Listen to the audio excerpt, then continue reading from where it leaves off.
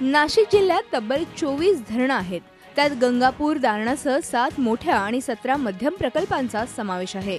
मागच्या वर्षीच्या तुलनेत यंदा धरणात पाणी साठाही दुप्पट आहे। तरीही नाशिक जिल्ह्याच्या सिन्नर बागलाण भागात टँकरद्वारे पाणी पुरवठा सुरू झालाय। जिल्ह्यातल्या विविध गावात टँकरची मागणी वाढायला लागली आहे। आता शेतकऱ्यांच्या पाण्याची मागणीची गरज आहे, कारण त्याचं पीक भरण्याच्या शेवटच्या अवस्थेत आहे आणि त्याच्यामुळे तो पाण्याची मागणी करणारच आणि त्याला पाणी द्यायला पाहिजे।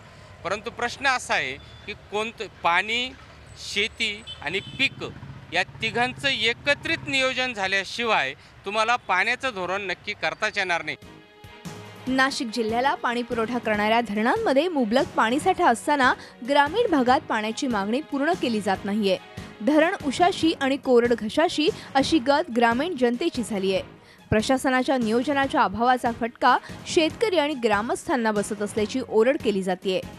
ग्रामीण भागातून पाण्याची मागणी होते, मात्र प्रस्ताव लाल फितीच्या कारभारात अडकल्यानं पेठ, सुरगाणा, इगतपुरी, चांगवड या भागातील ही गावं तहानलेलीच आहेत। तर जिल्हा प्रशासन मात्र सुयोग्य नियोजन केलं असल्याचा दावा करत आहे। धरणाच्या पाणी साठ्याचं प्रमाण आज 42% आहे।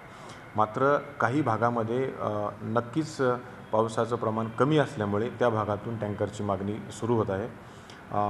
काल अखेर आम्ही नाशिक जिल्ह्यामध्ये 2 टँकर्स दिलेले आहेत। जून महिना अखेरपर्यंत पुरेल एवढं पाणी असल्यानं पाण्याचं संकट नसल्याचा दावा जिल्हा प्रशासनाकडून केला जातोय। तर त्याचवेळी ग्रामीण भागातून पाणी सोडण्यासाठी नागरिक आणि नेते मंडळींचा दबाव वाढू लागल्यानं पाण्याच्या फेरनियोजनाचा आढावा प्रशासकीय स्तरावर घेण्याची गरज व्यक्त होतीये। मुकुल कुलकर्णीसह bureau report, Zee media, Nashik.